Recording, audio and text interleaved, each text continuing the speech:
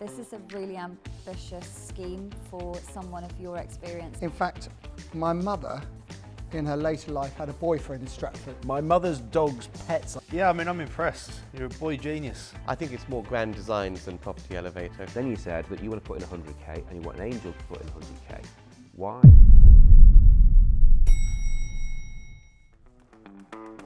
Property Elevator is back and we are bigger than ever. This year, we see our angels looking to invest their hard-earned cash into some of the best property deals on the market. Will our angels be keeping their lights green, or will they be turning them red? And to shake things up, I'd like to introduce you to the lender, who'll be giving their insights into how these deals could potentially be viewed from a lending perspective. Our angels are seasoned developers, mentors, and investors with a combined experience of over 100 years. They are Paul Mahoney, Ranjan Bhattacharya, John Howard, Hayley Andrews, and Nicholas Wallwork. Unlike the angels, our lender, Scott Marshall, can't shake hands on any of the deals. So, it's up to our candidates to impress one of the 5 angels for that all-important guidance and cash. So, let's meet some of the hopeful candidates pitching their deals on today's show.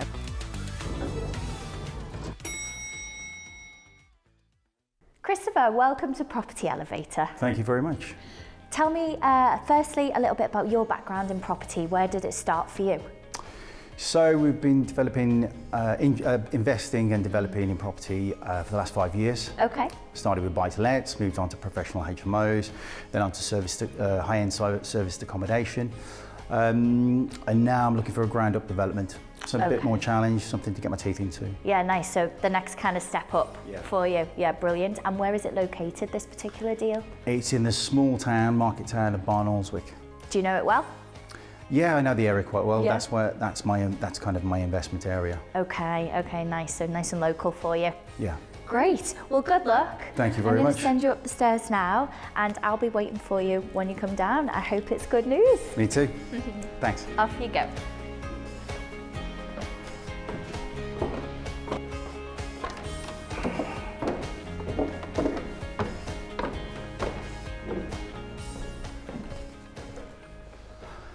Hello, Angels. Hi. Hello. Hi. Hi.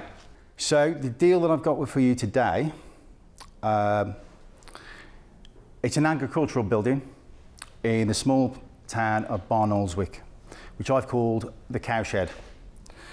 The plot size is around 800 square metres and it's been given planning in principle for one dwelling with a purchase price of 200k. My vision is to build a single-storey, timber frame, 4 or 5 bedroom house with a footprint of 300 square metres. I'm quite passionate about the environment, so I intend the project to be as fuel efficient and as carbon friendly as possible. The development cost for this will be around 410k, that's including a contingency of 15%. What I'm looking for today is a JV partner with 100k to match my 100k. But more importantly, I'm looking for a mentor.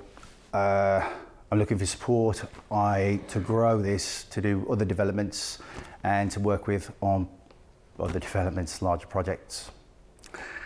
For this, I'm offering 30% of the profits from the Cowshed. That's approximately somewhere between 90k to 150k over the time span of 12 months. Thanks for your time. Thank you very much, Chris. Do you want the good news or the bad news? Let's go with the bad news first. Bad news is I think that your build costs are too light. I knew you were going to say that.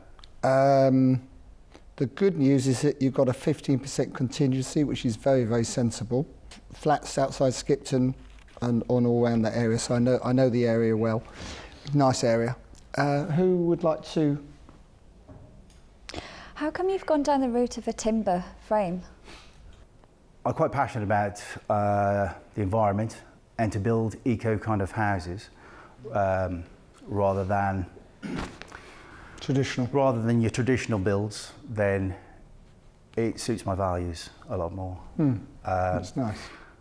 I have a thing about this carbon business because I don't think the carbon neutral is quite what it's all cracked up to be, personally. And I think that normally you can still build cheaper traditionally than you can with all the carbon and all the rest of it. And then people say, oh, I can get 20% more for it because it's all carbon neutral. That's just a load of rubbish. No value is going to value at 20% more because you've gone carbon neutral or whatever anybody might say.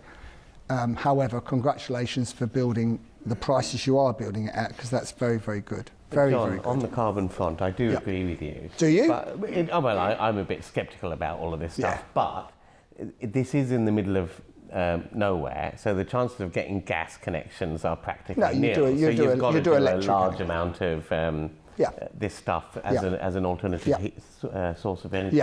So I'm interested actually to know, and I'm going to ask Scott a question, because because I've never worked with timber frame. I think they're beautiful, but I've never done a project like this before. I've always stuck to standard construction. From a lending point of view, would that be mortgageable? Whether a property is mortgageable on completion is all to do with whether the structural warranty that's given on completion of that property is listed on UK Finance's website. It used to be the Council Mortgage Lenders website, but it's now UK Finance. From a lending perspective, that's what a lender would check, is look at the structural warranty, is it on there, is it mortgageable with that structural warranty by the majority of the high streets, and if it is, it's a tick in the box. Absolutely. Very good question, Hayley. Paul? Can you tell us a bit, I know it's in the pack, but can you tell us a bit more about what you've done previously? Started buy-to-lets, quickly moved on to professional HMOs, doing them at such a standard that I wanted to create somewhere that people wanted to stay, not just a stopping point in their life. And then serviced accommodation. I don't think we've ever had a void in the HMOs that we've got, and serviced accommodation has been working at an 85% occupancy. So I feel that it's a natural progression for me to move on to a ground-up build and something for me to get my teeth into. If I can just ask you, I mean, this is it's 800 square metre plot. It's quite big. You're planning a 300 square metre building. Have you thought about, or why just go for one house on this plot? I knew you were going to say that. Why not have 2, 3 and make some serious stuff? It's not London. You see a lot of these multiple dwellings like this in these countryside locations. You've never been in the countryside, Rancher. I've seen these. Anyway, let him ask us. You want to build an HMO, do you? No, not at all. Sorry, Chris, carry on. So the whole philosophy is about simplicity and space and light, and it kind of doesn't fit with my values to squeeze it. It's not about the money. It's not just I want to squeeze as many houses in on this plot as I possibly can. It's about creating something aspirational, and somebody wants to live there.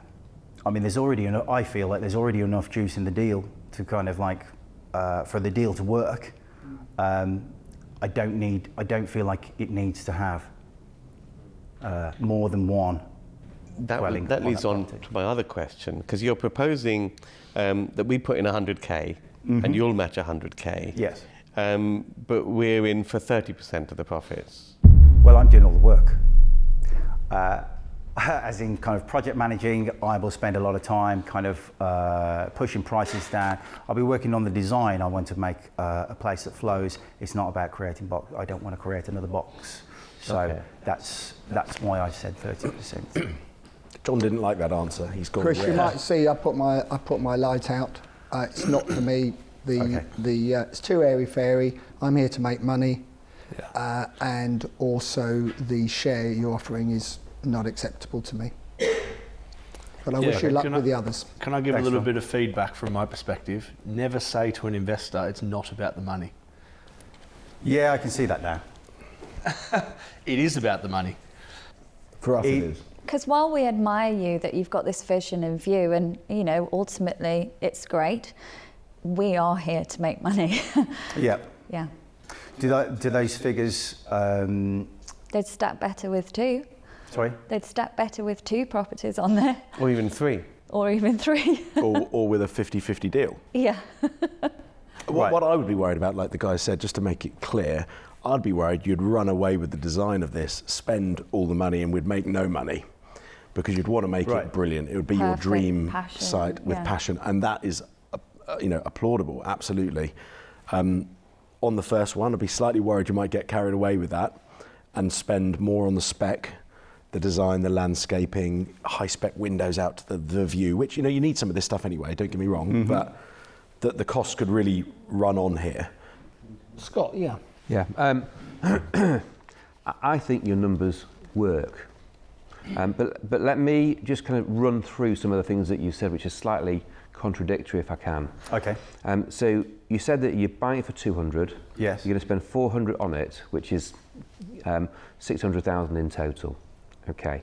You then said that you've got a decision in principle for development finance of 70% of the purchase price, which is 140, plus 100% of the build cost. Okay, so 140 plus the 400 is 540k, which is a difference of 60, 70k. Okay, then you then said, so you need 60, 70k cash in to satisfy that development lending offer that you've got. Then you said, you want to put in 100k and you want an angel to put in 100k. Why? Okay. And then you've got your professional fees and your stamp, breakdown of the cost. And then upfront stage payments. One of the stages is 100 grand. Well, I don't have 100 grand to put up front to cover that stage. Okay, so you're looking for basically the 200k, so 200k cash going into it. Part of that is for the working capital. Yes. Of the project. Yes. Which is fine. Okay. And I understand that being a creative, then you might think he's going to run away with it. He's going to. Christopher, that's fine. Because the upside on this, which is £300,000 to £400,000 worth of profit at least, if it only sells for £1 million, there is enough fat in that if costs do start to run away themselves, you can. That is built in because you're buying so well. Okay.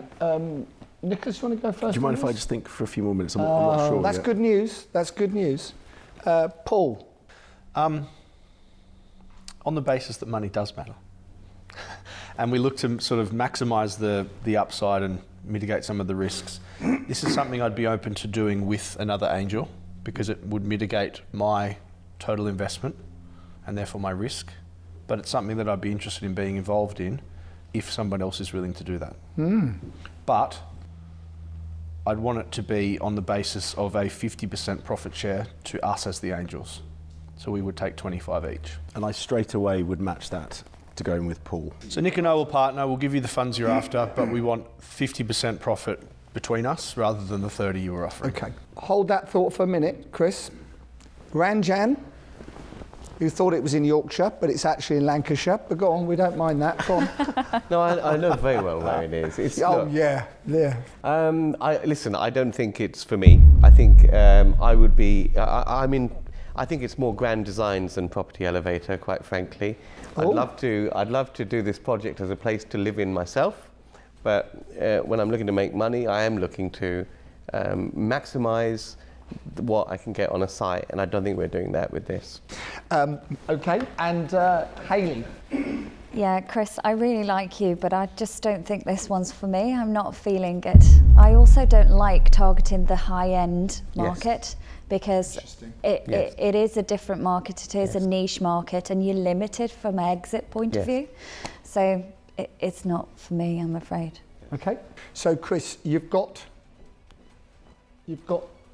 a one offer. What I consider a good offer from two angels to come together to support and help you through this project, but they are looking for 50% share of the profit. Have a think quickly and decide whether you'd like to take that or would you like to walk away with no deal. Okay, let's do it. Fantastic. Let's do it. Done. Yeah. Awesome. Brilliant. Well done. Well done. Well done. Thanks, man. I'm glad we could do something. Yeah, great. Really awesome. Excellent. Thank you. Well done. See you too. Well done, Chris.